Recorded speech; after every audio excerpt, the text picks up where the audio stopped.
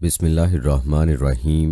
السلام علیکم دوستو، آج کی اس خاص ویڈیو میں قوم لوط اور اصحاب ایکا یعنی جنگل والی قوم کی عبرتناک داستان قرآن اور موجودہ سائنس کی روشنی میں بیان کریں گے۔ اس ویڈیو میں آپ یہ بھی جانیں گے کہ حضرت لوط علیہ السلام کی بیوی عبرت کا نشان کیوں بنی، اور شیطان لاقیس کے حوالے سے بھی آپ جانیں گے کہ جس بدبخت نے قوم لوط کی عورتوں کو ہم جنس پرستی سکھائی تھی، بلکہ ویڈیو کے آخر میں حضرت شعیب علیہ السلام کی قوم اصحاب ایکا کے حوالے سے بھی آپ کو بتائیں گے کہ یہ قوم کس درخت کی پوجا کرتی تھی اور ان پر کون سا عذاب آیا۔ بس دوستو، آپ سے یہ ریکویسٹ کروں گا کہ اگر آپ کو ہماری یہ ویڈیو اچھی لگے تو اس ویڈیو کو لائک ضرور کیجیے گا اور کمنٹ سیکشن میں آپ اپنی رائے کا اظہار بھی لازمی کیجیے گا۔ تو چلیے بلا تاخیر اس ویڈیو کا باقاعدہ آغاز کرتے ہیں، اور سب سے پہلے آپ کو یہ بتاتے ہیں کہ حضرت لوط علیہ السلام کا زمانہ بالکل وہی ہے جو حضرت ابراہیم علیہ السلام کا تھا۔ حضرت لوط علیہ السلام کو حضرت ابراہیم علیہ السلام کے ایک نواحی علاقے میں پیغمبر بنا کر بھیجا گیا تھا۔ یہ لوگ، جیسا کہ قرآن ہمیں بتاتا ہے، بدفعلی کی عادت بد میں مبتلا تھے، جو اس وقت تک کی دنیا میں ایک نامعلوم عمل شمار ہوتی تھی۔ جب حضرت لوط علیہ السلام نے ان لوگوں کو بدفعلی سے روکا اور انہیں اللہ تعالیٰ کی جانب سے تنبیہ پہنچائی، تو انہوں نے حضرت لوط علیہ السلام کو پیغمبر ماننے اور کوئی بھی نصیحت قبول کرنے سے انکار کر دیا اور غیر فطری فعل سے شغل جاری رکھا۔ آخر اللہ تعالیٰ نے ان لوگوں پر عذاب نازل کیا اور وہ لوگ ایک عبرت انگیز حادثے کی بنا پر روئے زمین سے نیست و نابود ہو گئے۔ وہ شہر جو قوم لوط کا مسکن تھا، اسے عہد نامہ عتیق میں سدوم یعنی گناہکاروں، بدفعلیاں کرنے والوں کا شہر لکھا گیا ہے۔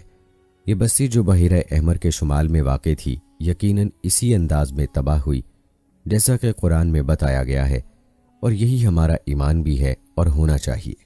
آثاری یعنی آثار قدیمہ کے مطالعات سے ظاہر ہوتا ہے کہ یہ شہر اسی جگہ واقع تھا جہاں آج بحیرہ مردار یعنی ڈیڈ سی نامی جھیل اردن اسرائیل سرحد پر واقع ہے۔ اس عذاب کی باقیات کا تجزیہ کرنے سے قبل ہم یہ دیکھتے ہیں کہ قوم لوط کو اسی انداز میں سزا کیوں دی گئی، یہ بتاتے ہوئے کہ حضرت لوط علیہ السلام نے اپنی قوم کو کس طرح متنبع کیا اور ان لوگوں نے کیا جواب دیا۔ قرآن کہتا ہے، لوط علیہ السلام کی قوم نے رسولوں کو جھٹلایا۔ یاد کرو جب ان کے بھائی لوط نے ان سے کہا، کیا تم ڈرتے نہیں؟ میں تمہارے لیے ایک امانت دار رسول ہوں، لہٰذا تم اللہ سے ڈرو اور میری اطاعت کرو۔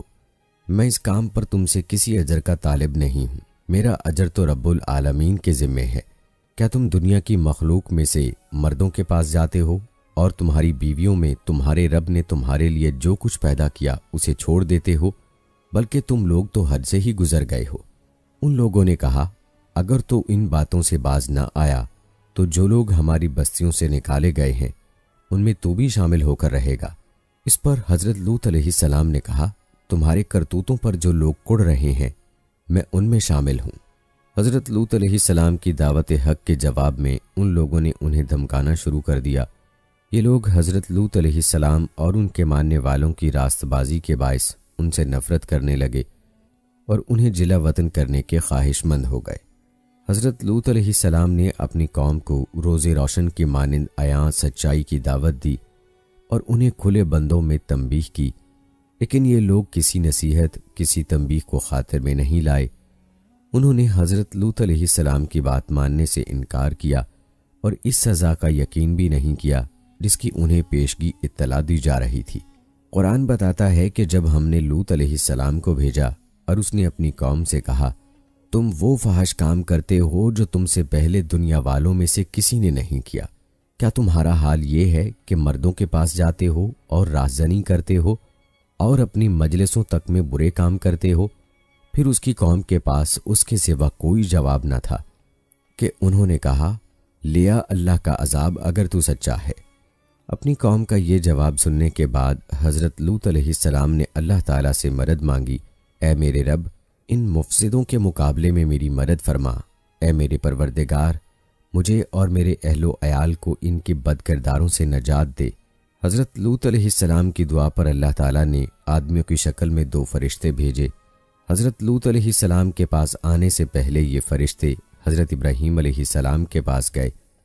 انہوں نے حضرت ابراہیم علیہ السلام کو خوشخبری دی کہ ان کی بیوی کے یہاں بچے کی ولادت ہوگی اور یہ بھی بتایا کہ انہیں بھیجنے کا مقصد قوم لوط کے اوباش، عیاش اور گمراہ لوگوں کو تباہ کرنا ہے۔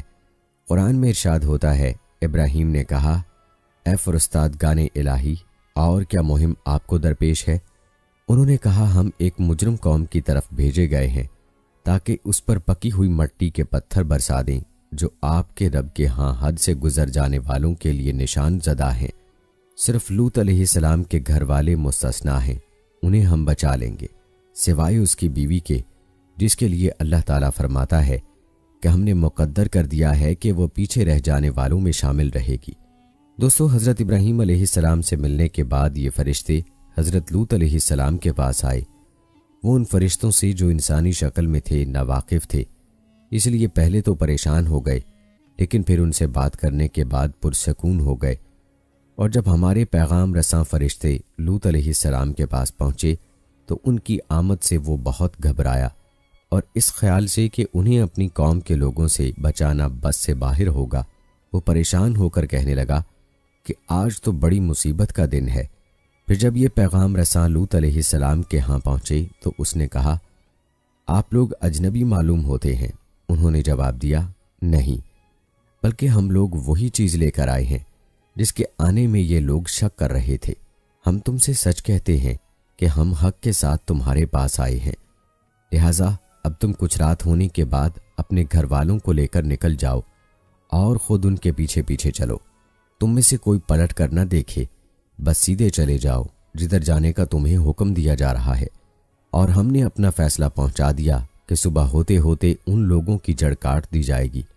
دری اثنا قوم لوط کے گمراہ افراد کو ان کے یہاں مہمانوں کی اطلاع مل گئی۔ وہ اپنے ناپاک ارادے لے کر دوڑے دوڑے حضرت لوط علیہ السلام کے گھر پہنچ گئے۔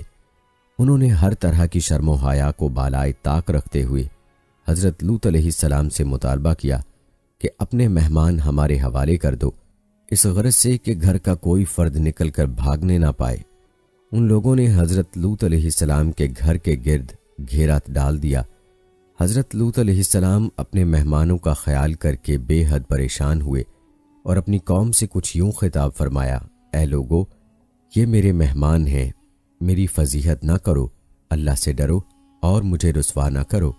ان لوگوں پر کوئی اثر نہیں ہوا اور وہ جواباً کہنے لگے، کیا ہم تمہیں بارہا منع نہیں کر چکے ہیں کہ دنیا بھر کے ٹھیکیدار نہ بنو؟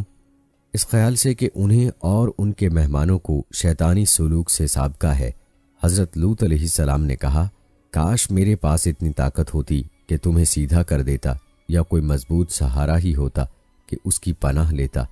اس پر ان کے مہمانوں نے انہیں یاد دلایا کہ وہ اللہ تعالیٰ کی جانب سے بھیجے گئے پیغام رساں ہیں، اور انہیں تسلی دیتے ہوئے کہا، اے لوط، ہم تیرے رب کے بھیجے ہوئے فرشتے ہیں، یہ لوگ تیرا کچھ نہ بگاڑ سکیں گے، بس تو کچھ رات رہے اپنے اہل و عیال کو لے کر نکل جا، اور تم میں کوئی شخص پیچھے پلٹ کر نہ دیکھے، لیکن تیری بیوی پیچھے رہ جائے گی، کیونکہ اس پر بھی وہی کچھ گزرنے والا ہے جو ان لوگوں پر گزرے گا۔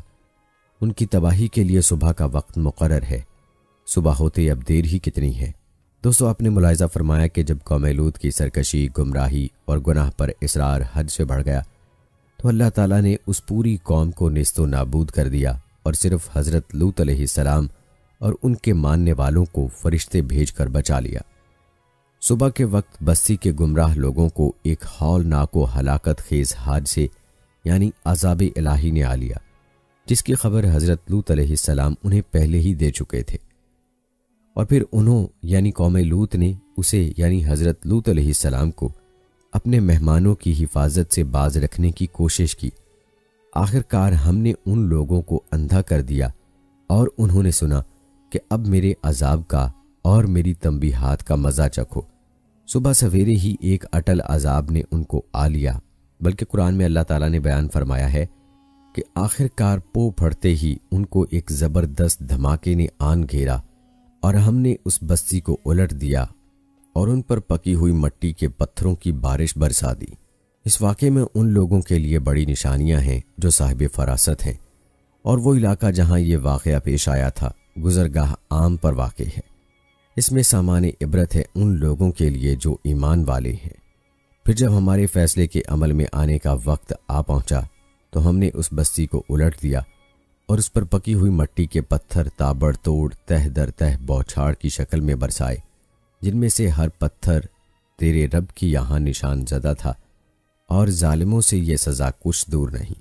پھر باقی ماندہ لوگوں کو ہم نے تباہ کر دیا اور ان پر برسائی پکے ہوئے پتھروں کی ایک برسات، بڑی ہی بری بارش تھی جو ان ڈرائے جانے والوں پر نازل ہوئی۔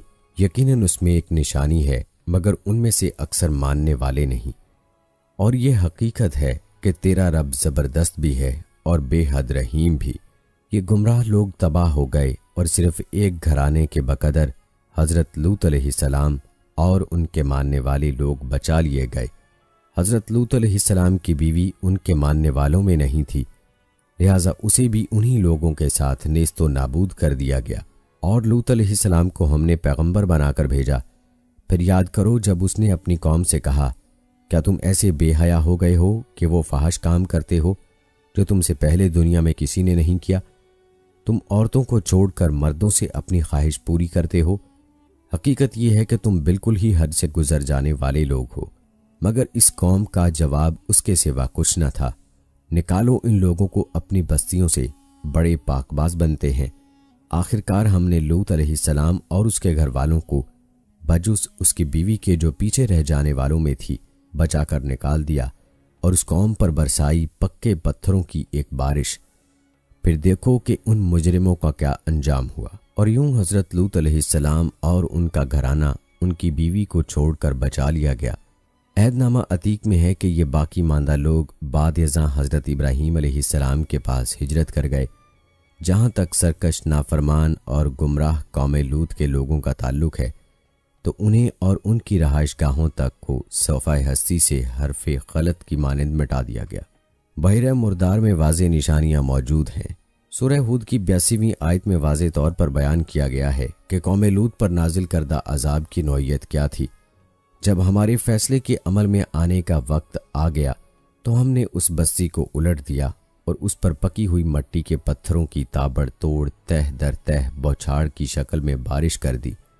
قرآن کا یہ کہنا کہ اس بستی کو الٹ دیا یہ ظاہر کرتا ہے کہ وہ پورا علاقہ ایک زبردست و شدید زلزلے کے ذریعے مکمل طور پر تباہ کر دیا گیا تھا۔ اسی کی مطابقت میں جھیل لوط یعنی بحیرہ مردار جہاں یہ تباہی وقوع پذیر ہوئی تھی، اس حادثے کی واضح شہادتیں لیے ہوئے ہے۔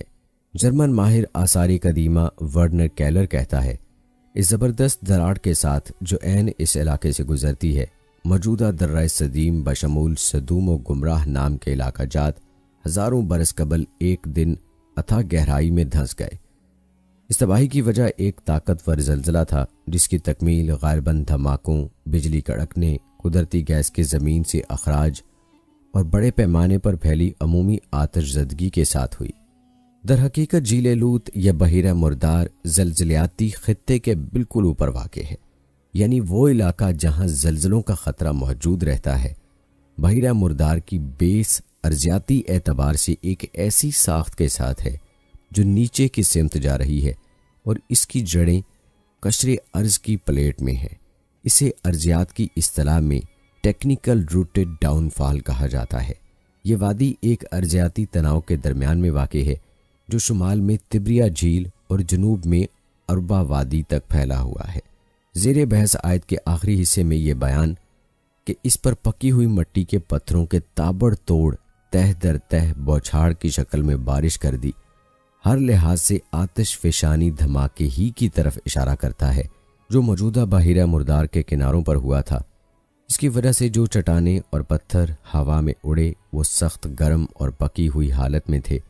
سورہ شعراء کی 173ویں آیت میں یہی واقعہ ان الفاظ میں بیان کیا گیا، اور ان پر برسائی پکے ہوئے پتھروں کی ایک برسات، بڑی ہی بری بارش تھی جو ان ڈرائے جانے والوں پر نازل ہوئی۔ اسی موضوع کے حوالے سے ورنر کیلر کہتا ہے، زیر زمین یعنی ارضیاتی سرگرمیوں کی بنا پر ان خوفناک آتش فشانی قوتوں کا اخراج ہوا جو دراڑ کی لمبائی کے ساتھ ساتھ ایک پہاڑ سے خوابیدہ حالت میں موجود تھیں۔ بوشن کے نزدیک بالائی وادی اردن میں ابھی بھی معدوم آتش فشانوں کے اونچے گڑھے موجود ہیں۔ علاوہ ازیں یہاں لاوے کی عظیم مقداریں اور بسالٹ کی دبیز تہیں، چونے، پتھر، لائم سٹون پر مبنی سطح کے اوپر جم چکی ہیں۔ لاوے اور بسالٹ کی یہ تہیں اس آتش فشانی دھماکے اور زلزلے کی کھلی شہادت ہیں جو یہاں پر کبھی رونما ہو چکا ہے۔ یہی ہے وہ پکے ہوئے پتھروں کی تابڑ توڑ اور تہ در تہ بوچھاڑ کی شکل میں ہونے والی برسات۔ جیسا کہ قرآن فرماتا ہے، ہلاکت خیز آفت یعنی عذاب الہی یقینی طور پر آتش فشانی دھماکہ ہی رہا ہوگا، باقی اللہ ہی بہتر جانتا ہے۔ اس آیت میں جب ہمارے فیصلے کے عمل میں آنے کا وقت آ پہنچا تو ہم نے اس بستی کو الٹ دیا۔ یقیناً ایک زلزلے کا اشارہ ہے جس کی وجہ سے سطح زمین پر آتش فشاں پھٹ پڑے اور ان کے بھیانک اثرات ظاہر ہوئے۔ زمین شک ہو گئی اور آتش فشانی راکھ بشمول پتھر اور چٹان برسنے لگے۔ اس کی پوری حقیقت اللہ ہی کے علم میں ہے۔ واضح نشانیاں جو بحیرہ مردار جھیل لوط سے ظاہر ہوتی ہیں واقعتاً وہ بہت دلچسپ ہیں۔ عام طور پر قرآن میں جن واقعات کا تذکرہ ہے وہ مشرق وسطیٰ، جزیرہ نما عرب اور مصر میں وقوع پذیر ہوئے تھے۔ ان تمام سرزمینوں کے عین وسط میں بحیرہ مردار ہے۔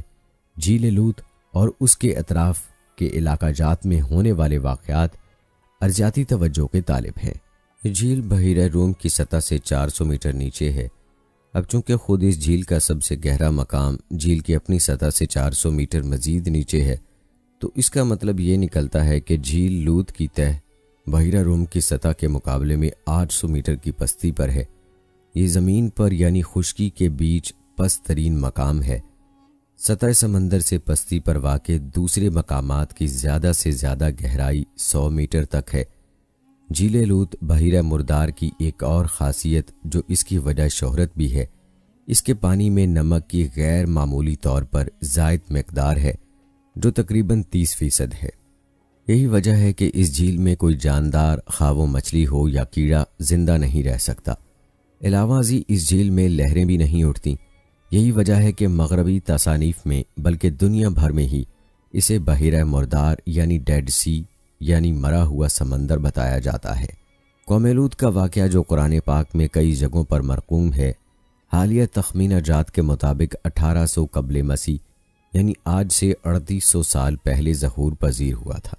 اپنی اثریاتی اور ارضیاتی تحقیقات کی بنیادوں پر ورنیئر کیلیئر کا خیال ہے کہ سدوم اور گمراہ کے شہر دراصل وادی سدیم میں واقع تھے، جبکہ یہ وادی بذات خود موجودہ بحیرہ مردار کے پست ترین اور بعید ترین کنارے والے خطہ ارضی میں واقع تھی۔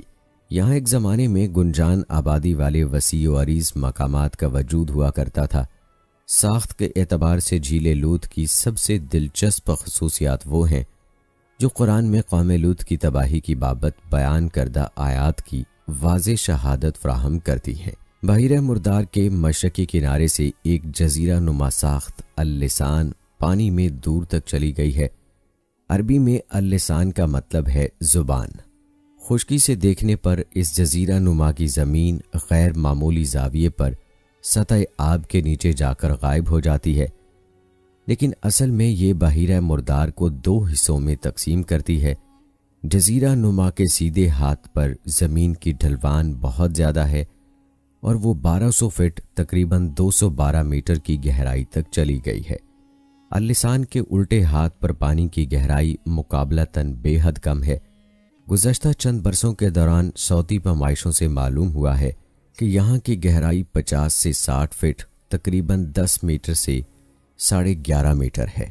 جھیل کا یہ غیر معمولی طور پر اتھلا ہوا حصہ جو جزیرہ نما اللسان سے لے کر انتہائی جنوبی سرے تک پھیلا ہوا ہے، درہ سدیم یعنی ویل آف سدیم ہوا کرتا تھا۔ ورنر کیلر نے مشاہدہ کیا کہ یہ اتھلا حصہ جس کے بعد میں وجود پذیر ہونا دریافت ہوا ہے، یہی وہ جگہ ہے جہاں سدوم اور گمراہ کی بستیاں کبھی آباد تھیں، یعنی قوم لوط کے لوگ رہا کرتے تھے۔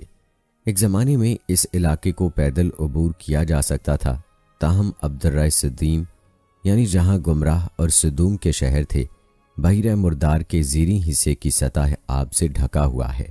قبل مسیح کے الف ثانی کی ابتدا میں آنے والی بھیانک آفت کے باعث جب یہ زمین نیچے بیٹھ گئی تو اس تازہ بنے ہوئے گڑھے میں شمال سے آنے والا پانی داخل ہونے لگا۔ اس طرح یہ پوری جگہ نمکین پانی سے لبالب بھر گئی۔ جھیل لوط کے آثار نمایاں بھی ہیں۔ جب کوئی شخص کشتی لے کر جھیل کے انتہائی جنوبی سرے کی جانب سفر کرے اور اگر سورج بھی درست سمت میں چمک رہا ہو تو اسے کچھ حیرت انگیز مناظر دکھائی دیں گے۔ ساحل سے کچھ فاصلے پر سطح آب کے نیچے واضح طور پر جنگلات کے خاکے دکھائی دیتے ہیں جنہیں بحیرہ مردار کے غیر معمولی نمکین پانی نے اپنے اندر محفوظ کر لیا ہے۔ سبز پانی کے نیچے نظر آنے والے تنے اور جڑیں بہت قدیم ہیں۔ وادی صدیم جہاں یہ درخت کبھی سبزہ بن کر لہلہاتے اور پھول پتیوں کی بہار دکھاتے تھے، اس پورے خطے کی خوبصورت ترین جگہوں میں شمار ہوتی تھیں۔ میکانگ کی نقطہ نگاہ سے قوم لوط کو نیست و نابود کرنے والے حادثے کی وضاحت ماہرین ارضیات کی تحقیق سے بھی ہوتی ہے۔ اس سے ظاہر ہوتا ہے کہ متذکرہ زلزلہ زمین میں بہت طویل دراڑ رکھنے کی پٹی یا فالٹ لائن سے آیا۔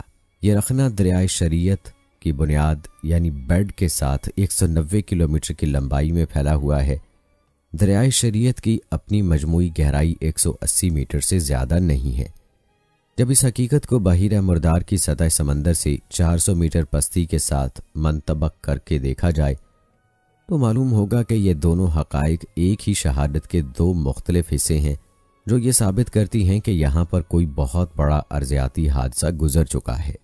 بحیرہ مردار اور دریائے شریعت کی یہ دلچسپ ساخت دراڑ یا درز کے بہت چھوٹے حصے کا احاطہ کرتی ہے جو اس خطہ زمین سے گزر رہی ہے۔ اس دراڑ کی کیفیت اور لمبائی کا انکشاف حال ہی میں ہوا ہے۔ فالٹ کا آغاز کوہ سور کی بیرونی حدود سے ہوتا ہے جو بحیرہ مردار کے جنوبی ساحلوں سے گزر کر صحرائے عرب اور خلیج عقبہ کے راستے بحیرہ احمر تک جاری رہتا ہے، یہاں تک کہ اس کا اختتام افریقہ میں ہو جاتا ہے۔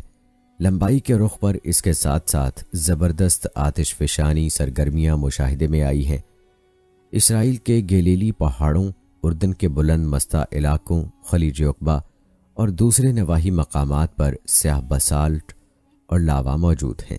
یہ تمام کی تمام باقیات اور جغرافیائی شواہد ثابت کرتے ہیں کہ جھیل لوط کی جگہ پر کوئی زبردست ارضیاتی سانحہ رونما ہو چکا ہے، بلکہ نیشنل جیوگرافک میگزین اپنے دسمبر 1957 کی اشاعت میں کچھ اس انداز سے تبصرہ کرتا ہے: سدوم کا پہاڑ جو ایک بنجر و بیکار خطہ زمین ہے، بحیرہ مردار سے قدرے اٹھتا ہوا ہے۔ سدیم اور گمراہ کے تباہ شدہ شہر کسی کو کبھی نہیں ملے، مگر صاحبان علم کو یقین ہے کہ وہ ذکر کیے گئے دونوں شہر انہی چٹانوں کے درمیان درہ سدیم میں پھیلے ہوئے تھے۔ قرین قیاس یہی ہے، بحیرہ مردار کے سیلابی پانی نے ایک زبردست زلزلے کے بعد انہیں دونوں شہروں کو غرق کر دیا۔ قرآن حکیم ہمیں بتا رہا ہے کہ اللہ کے قوانین میں کوئی تبدیلی نہیں ہوتی۔ یہ لوگ کڑی کڑی قسمیں کھا کر کہا کرتے تھے اگر کوئی خبردار کرنے والا ان کے ہاں آ گیا ہوتا تو یہ دنیا کی ہر دوسری قوم سے بڑھ کر راستھرو ہوتے، مگر جب خبردار کرنے والا ان کے ہاں آ گیا تو اس کی آمد نے ان کے اندر حق سے فرار کے سوا کسی چیز میں اضافہ نہ کیا۔ یہ زمین میں اور زیادہ سرکشی کرنے لگے اور بری بری چالیں چلنے لگے، حالانکہ بری چالیں اپنے چلنے والوں ہی کو لے بیٹھتی ہیں۔ اب کیا یہ لوگ اس کا انتظار کر رہے ہیں کہ پچھلی قوموں کے ساتھ اللہ کا جو طریقہ رہا ہے وہی ان کے ساتھ بھی برتا جائے؟ یہی بات ہے کہ تم اللہ کے طریقے میں ہرگز کوئی تبدیلی نہ پاؤ گے، اور تم کبھی نہ دیکھو گے کہ اللہ کی سنت کو اس کے مقرر راستے سے کوئی طاقت پھیر سکتی ہے۔ جی ہاں، اللہ کے طریقے یعنی قانون میں کوئی تبدیلی نہیں آتی۔ ہر وہ شخص جو اس کے متعین کردہ قوانین کے خلاف کھڑا ہوگا اور ان کے خلاف ورزی کرے گا، اسے انہی قوانین الہی کے تحت سزا بھی دی جائے گی۔ سلطنت روم کی تنزلی کی علامت پومپیائی کے لوگ بھی قوم لوط کی مانند جنسی بے راہروی، بدفعلی، بدکاری اور غیر فطری فعل کی عادتوں میں مبتلا تھے۔ ان کا انجام بھی بالکل وہی ہوا جو قوم لوط کا ہوا تھا۔ پومپیائی کی تباہی ویسوویس آتش فشاں کے پھٹنے سے ہوئی۔ یہ آتش فشاں اٹلی کا ترہ امتیاز ہے جو قبل ازیں نیپلس کا شہر تھا۔ یہ آتش فشاں پچھلے 2000 سال سے خاموش ہے، لیکن اس کے نام ویسوویس کا مطلب ہے تنبیہ کا پہاڑ۔ یہ نام بھی بلا وجہ نہیں رکھا گیا ہے۔ وہ آفت جس نے گمراہ اور سدوم کو نابود کر دیا، بالکل ویسی ہی آفت نے پومپیائی کو بھی تباہ و برباد کیا۔ ویسووس پہاڑ کے ایک طرف نیپلس ہے تو دوسری طرف مشرق میں پومپیائی واقع ہے۔ یہی پہاڑ آج سے 2000 سال پہلے اچانک پھٹ پڑا اور یکا یک بڑی مقدار میں لاوا اور گرم راکھ اس سے ابل پڑے اور پومپیائی شہر کے باسی لاوے اور راکھ میں گھر کر رہ گئے۔ یہ بھیانک حادثہ اتنی تیزی سے رونما ہوا کہ شہر کے ایک ایک چیز اور ایک ایک باسی روزمرہ معاملات سر انجام دیتے ہوئے اس کا شکار ہو گیا، اور یہ لوگ آج تک اسی حالت میں پڑے ہیں جیسے کہ وہ 2000 سال پہلے تھے۔ یوں لگتا ہے جیسے وقت ان کے لیے تھم گیا ہو۔ پومپیائی کی اس انداز میں قدرتی آفت کے ذریعے تباہی یقیناً بے مقصد نہیں تھی۔ تاریخی ریکارڈ ظاہر کرتا ہے کہ یہ شہر بدکاری اور بدفعلی جیسی برائیوں کا عین مرکز تھا۔ یہ شہر بدکاری کے ضمن میں خصوصی شہرت رکھتا تھا، اور یہ چیز اس شہرت میں اتنی زیادہ تھی کہ وہاں کعبہ خانوں کی درست تعداد تک معلوم نہیں ہو سکی۔ بےہودگی اور بے شرمی تمام حدوں کو پار کر چکی تھی۔ پومپیائی میں کعبہ خانوں کے دروازوں پر مردانہ اعضائے تناسل کی اصل جسامت کے پتھر کے بنے ہوئے نمونے لٹکائے جاتے تھے۔ یہاں پر متھرائی عقیدے کے مطابق اخلاط بھی کھلے عام کیا جاتا تھا، مگر ویسووس کے علاوے نے پورے شہر کو صرف ایک لہجے میں صفحہ ہستی سے مٹا دیا۔ اس واقعے کا سب سے عبرتناک پہلو یہ ہے کہ اتنے بھیانک آتش فشانی ابال کے باوجود شہر کا ایک فرد بھی بچ کر نہیں بھاگ سکا۔ یوں لگتا ہے جیسے انہیں یہ آفت آنے کا احساس بھی نہیں ہوا، یا پھر وہ اس آفت کے نزول پر مسحور تھے۔ کھانا کھاتے ہوئے ایک گھرانہ چشمے زدن میں پتھرا گیا، متعدد جوڑے بحالت اخلاط پتھرا گئے۔ ایک اور سب سے توجہ طلب چیز یہ بھی ہے کہ ان میں سے کئی جوڑے ہم جنس پرستوں کے ہیں جنہیں اسی حالت میں اللہ کے عذاب نے آن گھیرا۔ گرم راکھ اور لاوے نے انہیں کوئی مہلت دیے بغیر پتھر کے بتوں میں تبدیل کر دیا۔ پومپیائی سے برآمد ہونے والے بعض پتھریلی لاشوں کے چہروں پر بھی خوف کا کوئی نشان نہیں ہے۔ بیشتر لاشوں کے چہروں پر حیرت، سراسیمگی یا پریشانی جیسے تاثرات عموماً پائے گئے ہیں۔ اس آفت اور آفت رسیدگی کا ایک ناقابل فہم پہلو بھی ہے۔ یہ کیسے ممکن ہے کہ ہزاروں لوگ کچھ بھی دیکھیں اور سنے بغیر موت کا نوالا بننے کا انتظار کرتے رہے ہوں؟ یہی پہلو ہمیں بتاتا ہے کہ پومپیائی کے لوگ بھی بالکل ویسے ہی تباہ کن عوامل کا شکار ہوئے جن کے بارے میں قرآن نے وضاحت فرمائی ہے، کیونکہ قرآن جب کبھی ایسے واقعات کا حوالہ دیتا ہے تو اچانک تباہی کا صرف ایک اشارہ دیتا ہے۔ مثال کے طور پر سورہ یاسین میں بیان کردہ شہر کے باسی ایک لمحے میں تمام کے تمام مر گئے۔ یہ کیفیت سورہ یاسین کی 29ویں آیت میں کچھ اس طرح بتائی گئی ہے: بس ایک دھماکہ ہوا اور یکا یک وہ سب بجھ کر اور خاموش ہو کر رہ گئے۔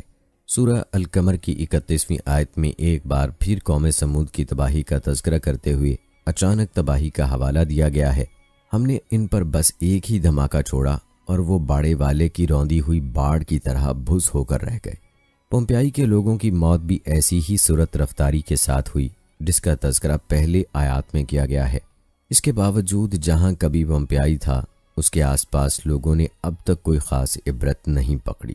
نیپلس کے اضلاع جہاں عیاشی اور عباشی کی اجارہ داری ہے، پومپیائی والوں کی بے راہ روی اور شہوت پرستی سے کچھ زیادہ مختلف نہیں۔ کیپری کا جزیرہ ہم جنس پرستوں اور بے لباسوں کا گڑھ ہے۔ سیاحوں کے لیے نشر ہونے والے اشتہارات میں کیپری کو ہم جنس پرستوں کی جنت کے طور پر بھی پیش کیا جاتا ہے۔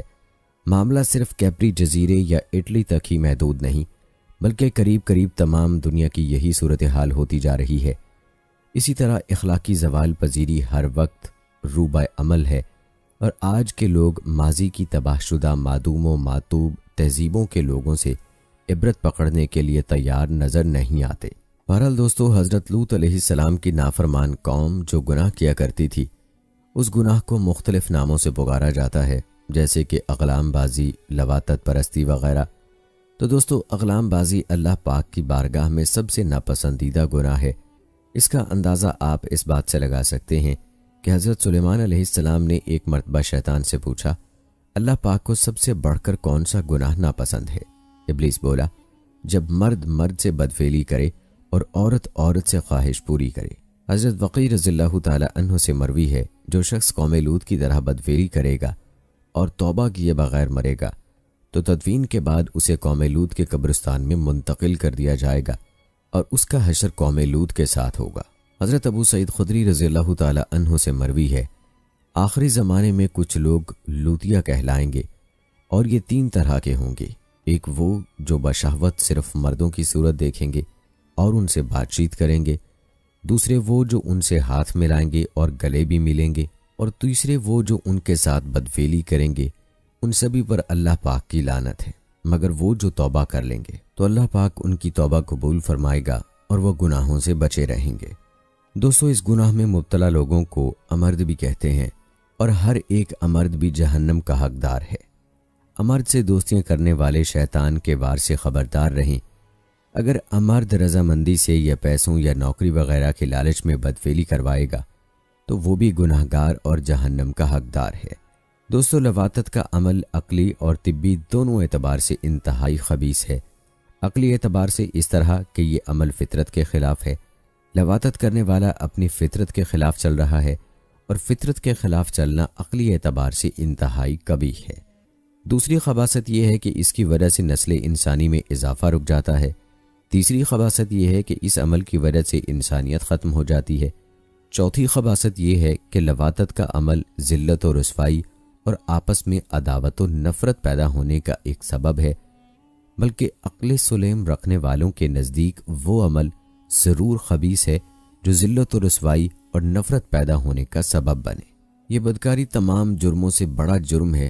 اس جرم کی وجہ سے قوم لوط پر عذاب آیا جو دوسری عذاب پانے والی قوموں پر نہ آیا۔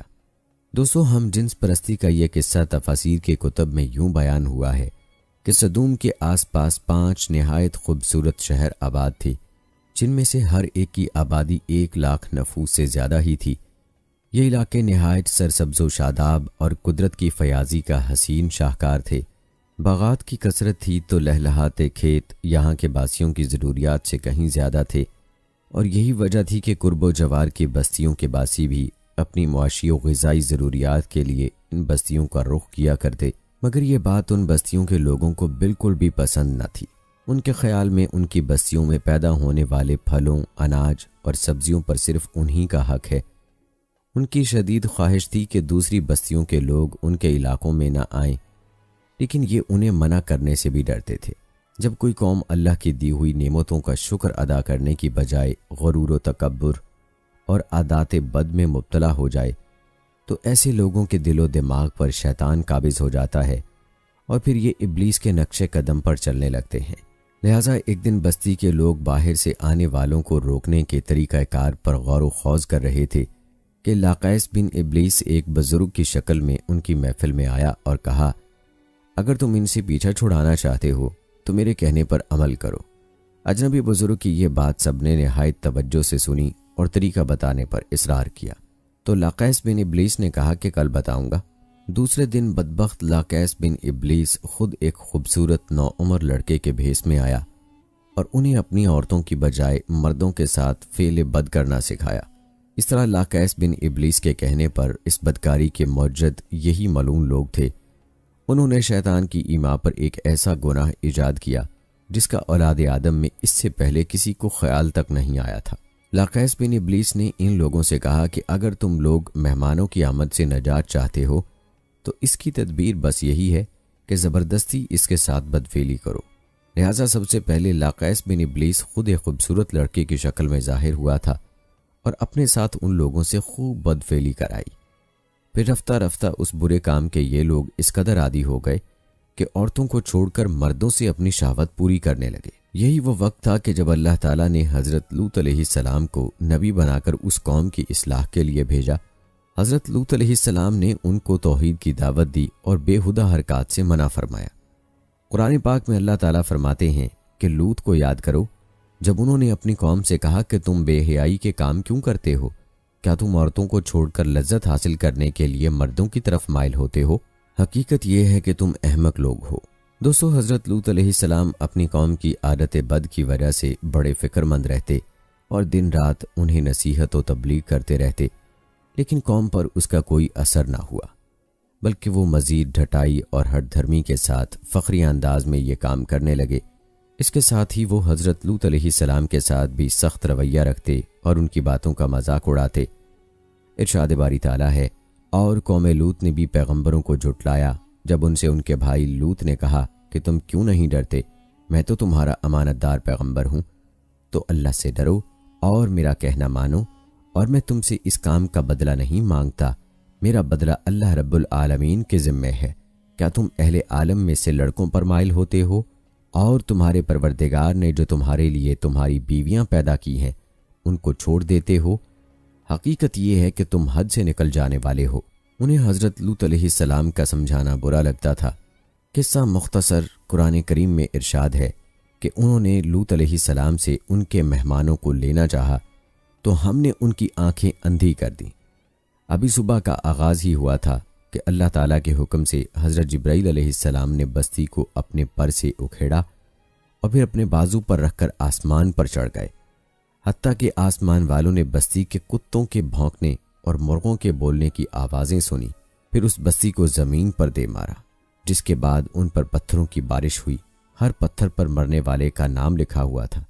جب یہ پتھر ان کو لگتے تو سر پاش پاش ہو جاتے۔ صبح سویرے شروع ہونے والا یہ عذاب اشراق تک پوری بستی کو نیست و نابود کر چکا تھا۔ اگر کوئی شخص بستی سے باہر تھا تو اسے وہ پتھر اسی جگہ جا لگا جہاں وہ تھا۔ اللہ تعالیٰ نے قرآن پاک میں فرمایا، پھر جب ہمارا حکم پہنچا تو ہم نے وہ بستیاں الٹ دیں اور اس زمین پر کھنگر کے پتھر برسانا شروع کیے جو لگاتار گر رہے تھے، جس پر تمہارے رب کی طرف سے خاص نشان بھی تھے، اور وہ ظالموں سے کچھ دور نہیں۔ قوم لوط کی ان خوبصورت بستیوں کو اللہ تعالیٰ نے ایک انتہائی بدبودار اور سیاہ جھیل میں تبدیل کر دیا، جس کے پانی سے رہتی دنیا تک کوئی فائدہ نہیں اٹھایا جا سکتا۔ سمندر کے اس خاص حصے میں کوئی جاندار مچھلی، مینڈک وغیرہ زندہ نہیں رہ سکتا، اسی لیے اسے بحیرہ مردار کہا جاتا ہے۔ جیسا کہ پہلے بیان کیا کہ کچھ سال پہلے بحیرہ مردار کے ساحل پر قوم لوط کی بستیوں کے بعض تباہ شدہ آثار ظاہر ہوئے، جبکہ اللہ تعالیٰ نے 1400 برس پہلے قرآن کریم میں فرما دیا تھا کہ ہم نے اس بستی کو کھلی عبرت کی نشانیاں بنا دیا ان لوگوں کے لیے جو عقل رکھتے ہیں۔ اور دوستو، اگر موجودہ دور کی بات کی جائے، بڑے افسوس سے کہنا پڑتا ہے کہ لواطت پرستی موجودہ دور میں بھی ہے۔ علی حسن بروجردی نے اسی حوالے سے ایک کتاب لکھی تھی 1980 میں، جس کا اردو میں ترجمہ بھی کیا گیا۔ مصنف نے اس موضوع پر اپنے تجربات لکھے تھے، اور بڑی بدقسمتی سے بلوچستان میں لواطت پرستی بنسبت دوسرے علاقوں میں زیادہ ہے۔ یورپ میں اکثر جینیاتی کمزوریوں اور جنس کے تعین میں پیچیدگی کی وجہ سے یہ عام ہے، لیکن ہمارے یہاں اس کے دوسرے اسباب ہیں۔ اول تو جنسی گھٹن کی زیادتی ہے، چونکہ جنسی خواہشات کی سیرابی کے لیے شادی کا ادارہ قائم کیا گیا ہے، جس کے بعض مقاصد میں ایک جنسی آسودگی ہے، لیکن معاشرتی پیچیدگیوں، کیریئر کی فکر اور روایات نے شادی کو مشکل بنا دیا ہے، جس سے بقول فرائیڈ جنسی خواہشات اپنا دھارا بدل کر کہیں اور بہہ نکلتی ہیں۔ ہمارا معاشرہ چونکہ غربت زدہ ہے تو لواطت پرست پیسہ، موٹر سائیکل، موبائل اور سب سے زیادہ بٹیر کے جال میں پھنسا کر بچوں کو خراب کرتے ہیں۔ ٹین ایجز کے اتاولے پن سے فائدہ اٹھا کر یہ شکاری ان کا شکار کرتے ہیں۔ چونکہ خواہشات اندھی ہوتی ہیں، اس لیے اس میں پیشے اور رتبے کی قید نہیں، محترم پیشوں سے تعلق رکھنے والے بھی اس میں مبتلا ہیں۔ اب ذمہ داری 3 طبقوں پر عائد ہوتی ہے۔ اول والدین پر کہ اپنے بچوں کو صحیح تربیت دیں، ان کی جلد شادیاں کرائیں، بچوں پر گہری نظر رکھیں۔ دوسری اساتذہ کی کہ بچوں کو اس کے متعلق سمجھائیں۔ چھوٹے شہروں کے لوگ ایک دوسرے کو جانتے ہیں، بچوں کو غلط لوگوں کے بارے میں متنبع کریں۔ تیسری ذمہ داری ہمارے علماء کرام کی ہے کہ اپنے مواعظ میں ان باتوں پر کھل کر بات کریں، معاشرے کو ایجوکیٹ کریں، شادی کے راستے میں حائل روایتوں کی مذمت کریں اور ان کے خاتمے کے لیے اقدامات کریں تاکہ معاشرہ اجتماعی عذاب اور ذہنی پراگندگی سے محفوظ رہے۔ دوستو، یہاں آخر میں یہ بھی جان لیجئے کہ اگر کوئی مسلمان قوم لوط والا ہم جنس پرستی کا عمل کرے اور یہ اس کا مسلسل کام ہو اور وہ شخص مسلم ہو تو اس پر کیا حکم ہوگا؟ تو دوستو، قوم لوط والا عمل کرنا گناہ کبیرہ ہے۔ ایسا کام کرنے والا فاسق و فاجر یعنی خدا کا نافرمان ہے۔ اسے لواطت کے نقصانات اور عذاب کو سنا کر اس کام سے بچانے کی کوشش کرنی چاہیے۔ اس فعل بد کی وجہ سے عذاب الہی نازل ہوا کہ قوم لوط کی بستی الٹ گئی، پھر ان پر پتھروں کی بارش ہوئی۔ اسلامی حکومت میں اس کی سزا یہ ہے کہ اسے پہاڑ کی چوٹی سے گرا دیا جائے تاکہ وہ ہلاک ہو جائے۔ قیامت کے دن ایسے لوگ رسوا اور ذلیل ہو کر اٹھائے جائیں گے۔ ایسے لوگ بیوی کے پاس جانے کے قابل نہیں رہتے، سوزاک کی بیماری بھی ہو جاتی ہے، اللہ کی ناراضگی کا ذریعہ ہے۔ اس لیے ہر حال میں اسے ترک کر دینا چاہیے اور اللہ سے توبہ کرنی چاہیے۔ یہ بات اچھی طرح سمجھ لیجئے کہ مرد کا عورت کی جانب اور عورت کا مرد کی جانب میلان فطری اور طبعی امر ہے، لیکن کسی مرد کا مرد کی جانب شہوانی میلان غیر فطری امر ہے۔ اللہ نے انسان کو اس مزاج پر پیدا نہیں فرمایا۔ ہم جنس پسندی در حقیقت معاشرے میں پھیلنے والا گھٹیا ناسور ہے۔ اس کی وجہ یہ ہے کہ لوگوں کے دل ایمانیات اور عقائد سے عاری ہو کر کافروں کے معاشرے کی تقلید میں لگے ہوئے ہیں، جنہوں نے فطری امور سے تصادم کی راہ اختیار کی ہے۔ پھر یہ ہم جنس پسندی بڑھتے ہوئے عشق تک جا پہنچتی ہے، جس کی بنا پر لڑکی اپنی معشوقہ کو دیکھے، سنے اور بات کیے بغیر نہیں رہ سکتی، اور معاملہ جو ہے وہ طبق زنی تک جا پہنچتا ہے۔ اللہ رب العزت ہمیں قوم لوط سے عبرت حاصل کرنے کی توفیق عطا فرمائے اور ہماری امت کو اس گناہ سے محفوظ رکھے۔ دوستو، اصحاب ایکا کے حوالے سے بھی یہاں بات کرتے ہیں۔ قوم شعیب کو اصحاب ایکا بھی کہا جاتا ہے۔ اس سے شعیب علیہ السلام کی قوم اور بستی مدین کے اطراف کے باشندے مراد ہیں، اور کہا جاتا ہے کہ ایکا کے معنی گھنا درخت کے ہیں، اور ایسا ایک درخت مدین کے نواحی آبادی میں تھا جس کی پوجا پاٹ ہوتی تھی۔ حضرت شعیب علیہ السلام کا دائرہ نبوت اور حدود و دعوت و تبلیغ مدین سے لے کر اس کی نواحی آبادی تک تھا، جہاں ایک درخت کی پوجا ہوتی تھی۔ وہاں کے رہنے والوں کو اصحاب الایکا کہا گیا ہے۔ اس لحاظ سے اصحاب الایکا اور اہل مدین کے پیغمبر ایک ہی یعنی حضرت شعیب علیہ السلام تھے، اور یہ ایک ہی پیغمبر کی امت تھی۔ دوستو، سب سے پہلے حضرت شعیب علیہ السلام کی قوم پر عذاب کی وجہ بتاتے ہیں، جو کہ انتہائی عبرتناک ہے۔ دوستو، حضرت شعیب علیہ السلام کی قوم کو اللہ پاک نے بے شمار نعمتوں سے نوازا تھا، جیسا کہ پھلدار باغات سے سرسبز و شاداب کھیت، مال و دولت کی کثرت اور جسمانی حسن و جمال، لیکن اس قوم نے ان نعمتوں پر اللہ تعالیٰ کا شکر گزار ہونے کی بجائے سرکشی کا راستہ اختیار کیا۔ اس بات کو اللہ پاک نے قرآن مجید میں ان الفاظ سے بیان کیا ہے: اور ہم نے مدین کی طرف اس کے بھائی شعیب کو بھیجا، اس نے کہا اے میری قوم کے لوگو، اللہ کی بندگی کرو، اس کے سوا تمہارا کوئی معبود نہیں، اور ناپ تول میں کمی نہ کیا کرو۔ میں دیکھ رہا ہوں کہ تم خوشحال ہو، یعنی خدا نے تمہیں بہت کچھ دے رکھا ہے، بس کفران نعمت سے بچو۔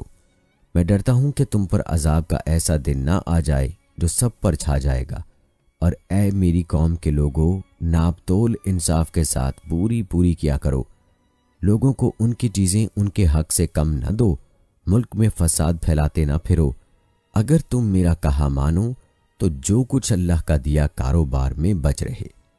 چلیے دوستو، اب آپ کو بتاتے ہیں کہ حضرت شعیب علیہ السلام نے اپنی اس نافرمان قوم میں اللہ تعالیٰ کی وحدانیت کی تبلیغ کب اور کیسے شروع کی، اور پھر اس نافرمان قوم نے اپنے محسن کے ساتھ کتنا برا سلوک کیا۔ دوستو، حضرت شعیب علیہ السلام جب اپنی قوم میں مبعوث ہوئے تو انہوں نے دیکھا کہ خدا کی نافرمانی اور معصیت کا ارتکاب صرف افراد و احاد میں ہی نہیں پایا جاتا، بلکہ ساری قوم گرداب ہلاکت میں مبتلا ہے، اور اپنی بدعمالیوں میں اس قدر سرمست و سرشار ہے کہ ایک لمحے کے لیے بھی ان کو یہ احساس نہیں ہوتا کہ یہ جو کچھ ہو رہا ہے معصیت اور گناہ ہے، بلکہ وہ اپنے ان اعمال کو باعث فخر سمجھتے ہیں۔ ان کی بہت سی بد اخلاقیوں اور نافرمانیوں سے قطع نظر جن قبیح امور نے خصوصیت کی ساتھ ان میں رواج پا لیا تھا، وہ یہ تھے بت پرستی اور مشرکانہ رسوم و عقائد، خرید و فروخت میں پورا لینا اور کم تولنا، یعنی دوسرے کو اس کے حق سے کم دینا اور اپنے لیے حق کے مطابق لینا، بلکہ اس سے زیادہ۔ تمام لات میں کھوٹ اور ڈاکہ زنی قوموں کے عام رواج کے مطابق دراصل ان کی رفاہیت، خوش عیشی، دولت و ثروت کی فراوانی، زمین اور باغوں کی زرخیزی اور شادابی نے ان کو اس قدر مغرور بنا دیا تھا کہ وہ ان تمام امور کو اپنی ذاتی میراث اور اپنا خاندانی ہنر سمجھ بیٹھے تھے، اور ایک ساتھ کے لیے بھی ان کے دل میں یہ خطرہ نہیں گزرتا تھا کہ یہ سب کچھ خدا تعالیٰ کی عطا و بخشش ہے، کہ شکر گزار ہوتے اور سرکشی سے باز رہتے۔ غرض ان کی فارغ البالی نے ان میں طرح طرح کی بد اخلاقیاں اور قسم قسم کی عیوب پیدا کر دیے تھے۔ آخر غیرت حق حرکت میں آئی اور سنت اللہ کے مطابق ان کو راہ حق دکھانے، فسق و فجور سے بچانے اور امین و متقی اور با اخلاق بنانے کے لیے انہی میں سے ایک ہستی کو چن لیا اور شرف نبوت اور رسالت سے نواز کر اس کو دعوت اسلام اور پیغام حق کا امام بنایا۔ یہ ہستی حضرت شعیب علیہ السلام کی ذات گرامی تھی۔ خدا کی توحید اور شرک سے بیزاری کا اعتقاد تو تمام انبیاء علیہ السلام کی تعلیم کی مشترک بنیاد اور اصل ہے، جو حضرت شعیب علیہ السلام کے حصے میں بھی آئی تھی، مگر قوم کی مخصوص بد اخلاقیوں پر توجہ دلانے اور ان کو راہ راست پر لانے کے لیے انہوں نے اس قانون کو بھی اہمیت دی کہ خرید و فروخت کے معاملے میں یہ ہمیشہ پیش نظر رہنا چاہیے کہ جو جس چیز کا حق ہے وہ پورا پورا اس کو ملے، کہ دنیاوی معاملات میں یہی ایک ایسی بنیاد ہے جو متزلزل ہو جانے کے بعد ہر قسم کے ظلم، فسق و فجور اور مہلک خرابیوں اور بد اخلاقیوں کا باعث بنتی ہے۔ الحاصل حضرت شعیب علیہ السلام نے بھی اپنی قوم کی بد اعمالیوں کو دیکھ کر سخت دکھ محسوس کیا اور رشد و ہدایت کی تعلیمات دیتے ہوئے قوم کو انہی اصول کی طرف بلایا جو انبیاء علیہ السلام کی دعوت و ارشاد کا خلاصہ ہے۔ انہوں نے فرمایا، اے قوم، ایک خدا کی عبادت کرو، اس کے علاوہ کوئی پرستش کے قابل نہیں، اور خرید و فروخت میں ناپ تول کو پورا رکھ اور لوگوں کے ساتھ معاملات میں کھوٹ نہ کر، کل تک ممکن ہے تجھ کو ان بد اخلاقیوں کی برائی کا حال معلوم نہ ہوا ہو، مگر آج تیرے پاس خدا کی حجت، نشانی اور برہان آ چکا۔ اب جہل و نادانی عفو درگزر کے قابل نہیں ہے۔ حق کو قبول کر اور باطل سے باز آ، کہ یہی کامرانی اور کامیابی کی راہ ہے، اور خدا کی زمین میں فتنہ و فساد نہ کر جبکہ اللہ تعالیٰ نے اس کی صلاح و خیر کے تمام سامان مہیا کر دیے۔ اگر تجھ میں ایمان و یقین کی صداقت موجود ہے تو سمجھ کہ یہی فلاح و بہبود کی راہ ہے، اور دیکھ ایسا نہ کر کہ دعوت حق کی راہ کو روکنے اور لوگوں کو لوٹنے کے لیے ہر راہ پر جا بیٹھے، اور جو آدمی بھی ایمان لائے اس کو خدا کی راہ اختیار کرنے پر دھمکیاں دینے لگے اور اس میں کجروی پیدا کرنے کے درپے ہو جائے۔ اے افراد قوم، اس وقت کو یاد کرو اور خدا کا احسان مانو کہ تم بہت تھوڑے تھے، پھر اس نے امن و عافیت دے کر تمہاری تعداد کو بیش از بیش بڑھا دیا۔ اے میری قوم، ذرا اس پر بھی غور کر کہ جن لوگوں نے خدا کی زمین پر فساد پھیلانے کا شیوا اختیار کیا تھا، ان کا انجام کس قدر عبرتناک ہوا۔ اور اگر تم میں سے ایک جماعت مجھ پر ایمان لے آئی اور ایک جماعت ایمان نہیں لائی تو صرف اتنی ہی بات پر معاملہ ختم ہو جانے والا نہیں، بلکہ صبر کے ساتھ انتظار کر تاکہ اللہ تعالی ہمارے درمیان آخری فیصلہ کر دے، اور وہی بہترین فیصلہ کرنے والا ہے۔ حضرت شعیب علیہ السلام بڑے فصیح و بلیغ تھے، شیریں کلامی، حسن خطابت، طرز بیاں اور طلاقت لسانی میں بہت نمایاں امتیاز رکھتے تھے، اسی لیے مفسرین ان کو خطیب الانبیاء کے لقب سے یاد کرتے ہیں۔ بس انہوں نے نرم و گرم ہر طریقے سے قوم کو رشد و ہدایت کے یہ کلمات ارشاد فرمائے، مگر اس بدبخت قوم پر مطلق کوئی اثر نہ ہوا، اور چند ضعیف اور کمزور ہستیوں کے علاوہ کسی نے پیغام حق پر کان نہ دھرا۔ وہ خود بھی اسی طرح بد اعمال رہے اور دوسروں کی راہ بھی مارتے رہے۔ وہ راستوں میں بیٹھ جاتے اور حضرت شعیب علیہ السلام کے پاس آنے جانے والوں کو قبول حق سے روکتے، اور اگر موقع لگ جاتا تو لوگوں کو لوٹ لیتے، اور اگر اس پر بھی کوئی خوش قسمت لبیک کہہ دیتا تو اس کو ڈراتے، دھمکاتے اور طرح طرح سے کجروی پر آمادہ کرتے۔ لیکن ان تمام باتوں کے باوجود حضرت شعیب علیہ السلام کی دعوت حق کا سلسلہ برابر جاری رہا، تو ان میں سے سربرآوردہ اشخاص کے جن کو اپنی شوکت و طاقت پر غرور تھا، حضرت شعیب علیہ السلام سے کہا، اے شعیب، دو باتوں میں سے ایک بات ضرور ہو کر رہے گی، یا ہم تجھ کو اور تجھ پر ایمان لانے والوں کو اپنی بستی سے نکال دیں گے، یا تم کو مجبور کریں گے کہ پھر ہمارے دین میں واپس آ جاؤ۔ حضرت شعیب علیہ السلام نے فرمایا، اگر ہم تمہارے دین کو غلط اور باطل سمجھتے ہوں تو تب بھی زبردستی مان لیں، یہ تو بڑا ظلم ہے، اور جبکہ ہم کو خدا تعالیٰ نے تمہارے اس دین سے نجات دے دی تو پھر ہم اس کی طرف لوٹ جائیں، تو اس کا مطلب تو یہ ہوگا کہ ہم نے جھوٹ بول کر خدا تعالیٰ پر بہتان باندھا۔ یہ ناممکن ہے۔ ہاں، اگر اللہ کی جو کوئی ہمارا پروردگار ہے یہی مرضی ہو تو وہ جو چاہے گا کرے گا، ہمارے رب کا علم تمام اشیاء پر چھایا ہوا ہے، ہمارا تو صرف اسی پر بھروسہ ہے۔ اے ہمارے پروردگار، تو ہمارے اور ہماری قوم کے درمیان حق اور سچائی کے ساتھ فیصلہ کر دے، تو ہی بہتر فیصلہ کرنے والا ہے۔ قوم کے سرداروں نے جب شعیب علیہ السلام کا عزم و استقلال دیکھا تو ان سے روئے سخن پھیر کر اپنی قوم کے لوگوں سے کہنے لگے، خبردار، اگر تم نے شعیب علیہ السلام کا کہنا مانا تو تم ہلاک و برباد ہو جاؤ گے۔ حضرت شعیب علیہ السلام نے یہ بھی فرمایا، دیکھو خدا تعالیٰ نے مجھ کو اس لیے بھیجا ہے کہ میں مقدور بھر تمہاری اصلاح کی صحیح کروں، اور میں جو کچھ کہتا ہوں اس کی صداقت اور سچائی کے ساتھ خدا کی حجت اور دلیل اور نشانی بھی پیش کیے جا رہا ہوں، مگر افسوس کہ تم اس واضح حجت کو دیکھ کر بھی سرکشی و نافرمانی پر قائم ہو، اور مخالفت کا کوئی پہلو ایسا نہیں ہے جو تم سے چھوٹا ہو، اور پھر میں تم سے اپنی اس رشد و ہدایت کے بدلے میں کوئی اجرت بھی نہیں مانگتا اور نہ کوئی دنیاوی نفع کا طالب ہوں۔ میرا اجر تو اللہ کے پاس ہے، اور اگر تم اب بھی نہ مانو گے تو مجھے ڈر ہے کہ کہیں خدا کا عذاب تم کو ہلاک و برباد نہ کر ڈالے۔ اس کا فیصلہ اٹل ہے اور کسی کی مجال نہیں کہ اس کو رد کر دے۔ دوستو، اس پر قوم کے سردار تیوری چڑھا کر بولے، شعیب، کیا تیری نماز ہم سے یہ چاہتی ہے کہ ہم اپنے باپ دادا کے دیوتاؤں کو پوجنا چھوڑ دیں اور ہم کو اپنے مال و دولت میں یہ اختیار نہ رہے کہ جس طرح چاہیں معاملہ کریں؟ اگر ہم کم تولنا چھوڑ دیں گے، کاروبار میں کھوٹ نہ کریں تو مفلس و کلاش ہو کر رہ جائیں گے۔ پس کیا ایسی تعلیم دینے میں تجھ کو کوئی متین اور سچا رہبر کہہ سکتا ہے؟ حضرت شعیب علیہ السلام نے نہایت دل سوزی اور محبت کے ساتھ فرمایا، اے قوم، مجھے یہ خوف لگ رہا ہے کہ تمہاری یہ بے باکیاں اور خدا کے مقابلے میں نافرمانیاں کہیں تمہارا بھی وہی انجام نہ کر دیں جو تم سے پہلے قوم نوح، قوم ہود، قوم صالح اور قوم لوط کا ہوا۔